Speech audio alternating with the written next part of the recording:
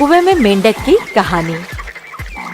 किसी एक गांव में बहुत पुराना कुआं था।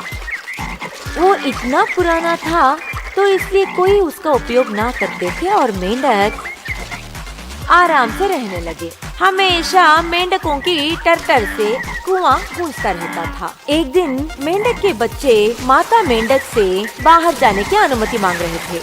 माँ, हमेशा कुएं में रहने से हम परेशान हो रहे हैं। आज एक दिन जाने दो ना बाहर। बाहर कैसा है हम देखना चाहते हैं माँ। ऐसे कहा। माता मेंढक फौरन, बाहर जाओगी तो गुम जाओगी। तुम लोगों को ढूंढने में मुझे परेशानी होगी। नहीं, मत जाओ। फिर भी मेंढक के बच्चे जिद पे अड़कर बहुत देर तक पूछते ही रहे। गुस्से में आकर माता मेंढक ने उसको डांट दिया। मैंने अपनी माँ की बात सुनी थी, कभी भी इस कुएं के बाहर नहीं गई। तुम लोग भी मेरी बात मानो। कहते हुए चली गई। मेंढक के बच्चे बहुत ही जिद्दी थे। अनुमति मांगने से ऐसे ही रहेगा। वे ज्यादा गुस्सा करेंगे। माँ को बिना कहे इस कुएं से बाहर निकलेंगे। ऐसे ठान कर निर्णय ले लिया। जब उनकी माता सो रही थी, चुपके से आगे बढ़ते हुए जोर की छलांग लगाकर बाहर निकल गए। कभी भी बाहर की दुनिया ना देखने से मेंढक के बच्चे बाहर की दुनिया को देखकर बहुत ही आश्चर्यचकित हो गए। आगे से आते हुए हाथी को देखकर पहले डर गए थे, फिर पलक ना झपकते हुए ऐसे ही देखने लगे। ये क्या है? इतना बड़ा है। देखने के लिए हमारे दोनों आंखें भी कम पड़ रहे हैं। इसको रहने के लिए हमारा कुआं भी छोटा हो जाएगा। इसका नाम क्या हो सकता है? ऐसे कहते हुए दोनों मेंढक के बच्चे आपस में बात करने लगे। यह विषय अपनी माँ को कहने के लिए वापस कुएं में कूद गए। जल्दी जल्दी अपनी माँ के पास जाकर ऐसा कहने लगे। पहले तो माता मेंढक बिना बताए बाहर जाने पर डांटने लगी थी। बाद में बाहर की दुनिया ना देखने पर वह भी बहुत ही आसक्ति से पूछने लगी। क्या वो हाथी कैसा था? क्या उसका पेट ऐसा था? क्या ऐसा दिख रहा था? इस तरह से कहा। मेंढक के बच्चों ने कहते हुए सिर हिलाया था। क्या इतना मोटा था? पेट को फुलाते हुए कहा। फिर से सिर हिलाते हुए कहा। मेंढक के बच्चे, क्या इतना बड़ा पेट था? देखो तो सही। कहते हुए पेट को और फुलाने लगी माता मेंढक ने।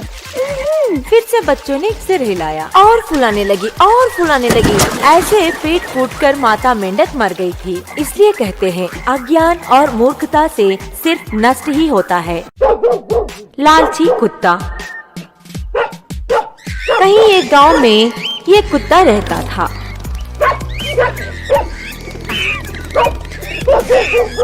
गांव की सभी गलियों में खाने के लिए ढूंढता रहा। एक दिन उस कुत्ते को मांस का टुकड़ा मिल गया। आज अच्छा खाना मिल गया। ऐसा सोचकर बहुत खुशी खुशी से उस मांस के टुकड़े को मुंह में लेकर अपने घर की ओर निकल पड़ा। जाने के रास्ते में एक नदी है। नदी के किनारे चलते समय कुत्ते का प्रतिबिंब पानी में दिखाई पड़ा। प्रतिबिंब को देख कुत्ते ने सोचा कि कोई दूसरा कुत्ता पानी में है। मेरे मुंह में मांस का टुकड़ा है। उस कुत्ते के मुंह में भी मांस का टुकड़ा है। वह भी मुझे ही मिल जाए, बहुत अच्छा होगा, ऐसा सोचा। इस तरह पानी की ओर देखकर जोर से भौंका। जैसे मुंह खोला, मांस का टुकड़ा पानी में गिर गया। तब जाकर कुत्ते को समझ में आया कि पानी में प्रतिबिंब खुद का ही है। लालच करने से भी घर जाकर आराम से उस मांस के टुकड़े को खा सकता था। दुखी होकर फिर से आहार के खोज में निकल पड़ा। बच्चों, इसलिए कहते हैं कि लालच करना बुरी बात है। चालाक खरगोश। एक दिन खरगोश अपने घर में मजे से बैठा था। उसे बहुत भूख लगी। जब वो घर से निकला तो अचानक उसे बहुत सारे फल एक साथ मिल गए। अरे, इतने सारे फल! चलो अपने दोस्त कौवे को बुलाकर एक साथ भोजन करते हैं। खरगोश अपने दोस्त कौवे को बुलाता है और दोनों मजे से फलों का स्वाद चखने लगते हैं। तभी वहाँ चालाक लोमड़ी आ जाती है, जो बहुत दिमाग वाली थी और हर एक को उल्लू बनाने में कामयाब हो जाती थी। वो देखो, लोमड़ी इधर ही आ रही है। सावधान!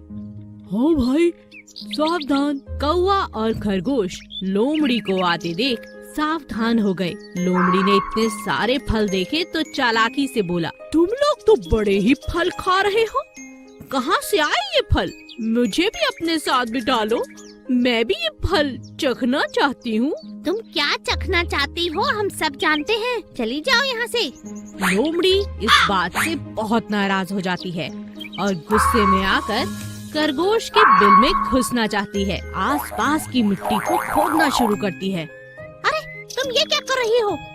बताती हूँ, मेरा अपमान किया है, अब तुम्हें चखना पड़ेगा, ना कि तुम्हारे फलों को।